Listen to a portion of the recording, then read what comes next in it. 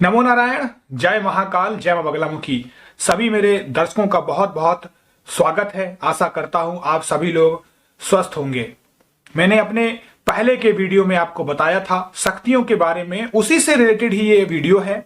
दूसरा टॉपिक है कि शक्तियां जागृत होने के बाद या शक्तियां किस तरीके से आपकी परीक्षाएं लेती हैं। कभी कभी जब आप जॉब स्टार्ट करते हैं तो आप देखते हैं कि आपको या तो निराशा हाथ लगती है और आपके दिमाग में सबसे पहला क्वेश्चन ही यही आता है कि मैं अब शक्तियों का जॉब छोड़ देता हूं, मुझे कुछ फायदा तो हो नहीं रहा है। और मैं देख रहा हूं कि कल मुझे एक कमेंट आया था, बहुत अच्छा कमेंट है कि मैं इतने सालों से यह काम कर रहा हूं, साधना कर रहा हूं, लेकिन मुझे रुपए पैसे से रिलेटेड फायदा नहीं हो रहा है। बहुत अच्छा क्वेश्चन है और मैं ये समझता हूं कि आज के समय में यानी इस कलयुग में और ये जो दौर चल रहा इस समय बिना पैसे के कोई बात नहीं हो सकती है। स्वाभाविक सी बात है कि इस युग में अपने जीवन यापन करने के लिए आपको रुपए पैसे चाहिए, लेकिन इसको मैं थोड़ा सा डीप समझाता हूं।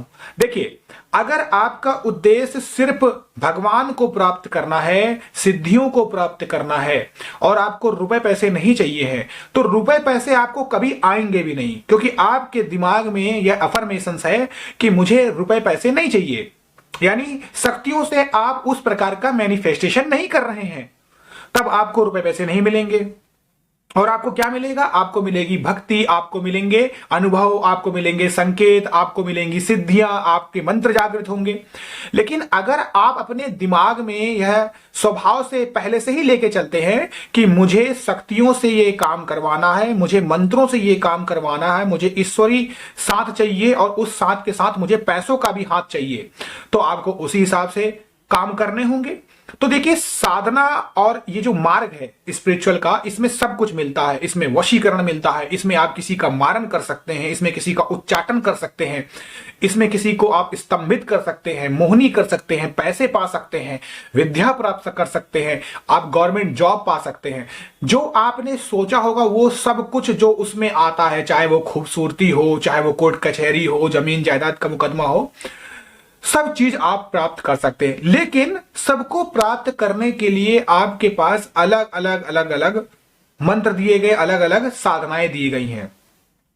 तो अगर आपका उद्देश्य सिर्फ नारायण को प्राप्त करना है, नॉट ओनली नारायण, किसी भी भगवान को अगर आपको प्राप्त करने का उद्देश्य है, तो सबसे पहले रुपए पैसे आपके पास नहीं टिकेगा। ये आप गांठ बांध लीजिए, ये एक अक्षरशः सत्य है। मतलब जब भी आप सबसे पहले स्पिरिचुअल लाइन में जाएंगे, आप देखिए जितने भी बड़े लोग होते हैं, जितने भी बड़े उच्च कोटि के साधु संत होते हैं, उनके पास पैसे नहीं होते हैं।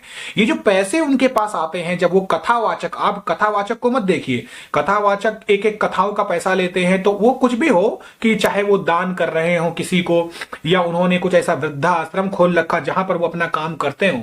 लेकिन जो बड़े पहुंचे हुए साधु संत होते हैं, जिन्होंने वाकई में इस जीवन को पूरा त्याग दिया होता है, भगवान को समर्पित कर दिया होता है, वो लोग सादे कपड़े पहन के ही रहते हैं। सादा जीवन यानी उच्च विचार, बस उनके विचार जो होते हैं बड़े प्रकांड वाले होते हैं, बहुत पहुंचे हुए सिद्ध तर्क होते हैं उनके, लेकिन उनके पास पैसा नहीं होता है। क्यों? क्योंकि उन्होंने इस हिसाब से ही उस मार्ग को चुना।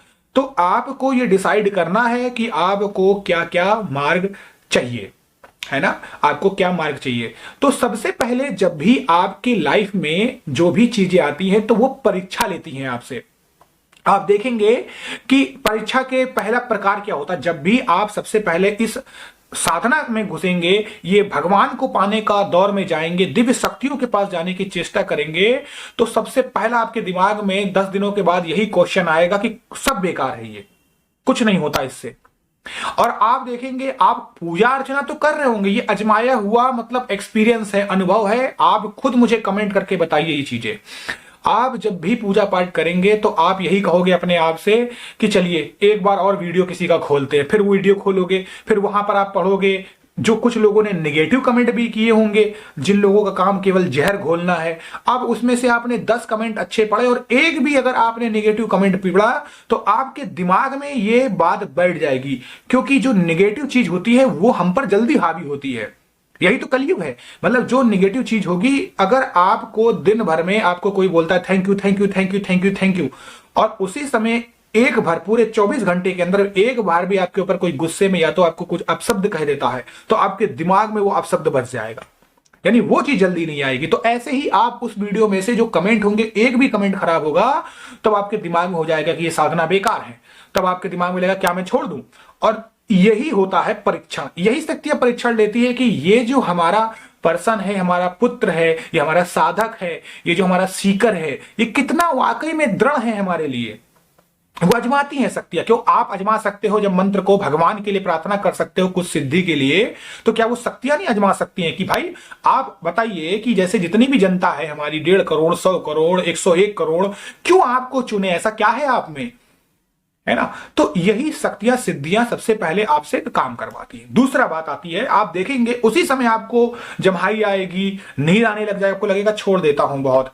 और आप ऐसा भी करेंगे कभी कभी कि आपने संकल्प लिया होगा 101 माला का, आपको वो जो नेगेटिव एनर्जी है वो आपको तोड़ने की कोशिश करेगी। वो कहेगी 51 माला आज कर लेता हूं, कल देख लेंगे 101 माला। कंफर्म है ये।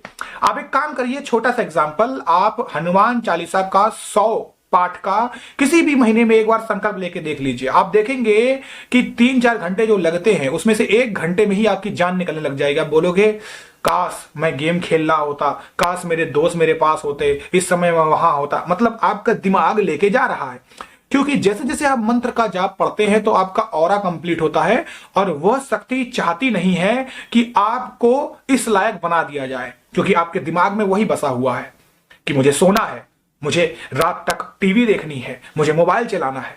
तो ये सब चीजें हैं। तो ये क्या होता है, ये शक्तियां परीक्षण लेती हैं, आपकी निगेटिव एनर्जी भी निकल रही और शक्ति परीक्षण ले रही, इस लायक है कि नहीं है। आप देखेंगे उसी समय आपके शरीर में दर्द होना चालू हो जाएगा, आपके कूल्हों में दर्द होगा, आपके पैरों में दंग होगा, जो आसन जहां आप बैठे हैं वहां दर्द होगा, आपकी गर्दन में दर्द होगा। मतलब कोई ना कोई एक ऐसी चीज आएगी, आपको लगेगा नहीं करते हैं। आपके घर में कोई एक ऐसी घटना होगी, हालांकि ऐसी घटना नहीं होगी कि आप बिल्कुल ही साधना छोड़ दें, लेकिन कुछ ऐसी चीजें होंगी जिससे आपका ध्यान वहां से हटेगा। जैसे कोई उसी समय कोई कार्यक्रम हो जाएगा, ऐसा कुछ ऐसी न्यूज मिल जाएगी कि आप आज की साधना नहीं कर पाएंगे। तो वो शक्तियां आपको अजमाती हैं कि क्या आप इस लायक हैं कि फिर भी आप अपना समय निकालेंगे साधना के लिए। तो ये कंफर्म है। और दूसरी बात होती है कि आपके घर में लड़ाई झगड़े स्टार्ट हो जाते हैं। लड़ाई झगड़े क्या होता है, ये लड़ाई झगड़े एक चरण होता है। जिस तरीके से आप देखेंगे कि अंधेरा होता है, अंधेरे के बाद उजाला आता है। तो ये जो लड़ाई झगड़े होते हैं ये इसलिए होते हैं कि आपका दिमाग एकदम विचलित हो जाए। आप बोलोगे मेरे घर में तो लड़ाई झगड़े होते हैं, भगवान तो है ही नहीं, क्योंकि निगेटिव चीजें आपके दिमाग में आएंगी कि अगर भगवान है, मैं इतनी पूजा पाठ कर रहा हूं, तो झगड़े क्यों हो रहे हैं। तो देखिए, इन सब चीजों का मेरा आज का वीडियो बनाने का उद्देश्य यही था कि पहले आपको डिसाइड करना है कि आप चाहते हैं नारायण या फिर आप चाहते हैं माया। माया में धन, वैभव, सुख, संपदा, या फिर आप चाहते हैं नारायण, बिल्कुल एकदम सिंपल, जगत का पालन करने वाला कोई नहीं। तो जगत का पालन अगर आपको करना है, नारायण चाहिए है, तो पैसे को तो आप दिमाग में ही मत लाइए बिल्कुल। फिर तो आप भक्ति मार्ग पे जुड़ते जाइए, करते जाइए, है ना। ये आपको ही डिसाइड करना है। कोई गुरु और कोई नारायण आपको नहीं बताएगा, ये आप डिसाइड करते हैं कि आपको नारायण के पास जाना है कि आपको माया के पास जाना है। तो पहला तर्क ये है। दूसरी बात है कि अगर आपने ये डिसाइड कर लिया है कि मुझे माया के पास जाना है, मुझे माया के पास जाना है, तो साधनाएं फिर उस हिसाब से होती हैं। साधनाएं उस हिसाब से होती है।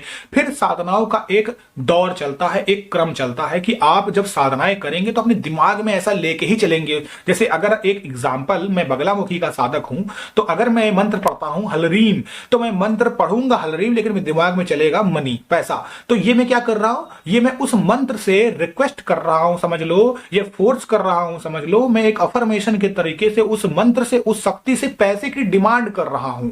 आप समझ रहे हैं मैं क्या कहना चाह रहा हूं, ये बहुत डीप बात है, आप समझिए। तो पहले आप डिसाइड कर लीजिए कि आपको ये चाहिए, ये चाहिए। जब आपने डिसाइड कर लिया है कि मुझे ये चाहिए या ये चाहिए, फिर उसी के हिसाब से काम होगा। अगर भक्ति चाहिए तो आपको फिर ऐसे करना है, हलरीम राधे राधे राम राम। आप खो गए, आपको पता ही नहीं है कि क्या दुनिया है, मैं कौन हूं, क्या है। बस आप हरि में खो गए, आप राधा में खो गए, आप कान्हा में खो गए, आप माँ में खो गए, आप श्याम में खो गए, आप शिव में खो गए, आप खो गए। तो आप मंत्र आपके दिमाग में चल रहा है, चल रहा है, चल रहा है। लेकिन जब आपके दिमाग में एक ये चीज है कि मुझे पैसे चाहिए, रुपए पैसे चाहिए, तो फिर आप उसके हिसाब से काम करेंगे। सो आई होप आपको मेरी बात समझ में आ गई होगी। तो ऐसा टेंशन लेने की जरूरत नहीं है, सब कुछ आपको करना, आप ही एक सीकर हैं, आप ही एक साधक हैं, डिसाइड आप करिए, मार्ग अपने आप खुल जाएगा। और अगर और आपको कोई अनुभव होते हैं तो कमेंट में लिखिए, मैं उससे रिलेटेड वीडियो आपको बता दूंगा, क्योंकि मैं कमेंट का रिप्लाई नहीं कर सकता हूं, लेकिन उस टॉपिक को मैं डीप तरीके से समझा पाऊंगा। Thank you so much for watching this video. और अगर आपको ये पसंद आता है तो ऐसे ही मैं और अच्छे अच्छे स्पिरिचुअल से रिलेटेड कंटेंट बनाता रहूंगा। अभी के लिए खुश रहिए, स्वस्थ रहिए, भगवान नारायण आप पे कृपा करें। नमो नारायण, जय महाकाल, जय मां बगलामुखी।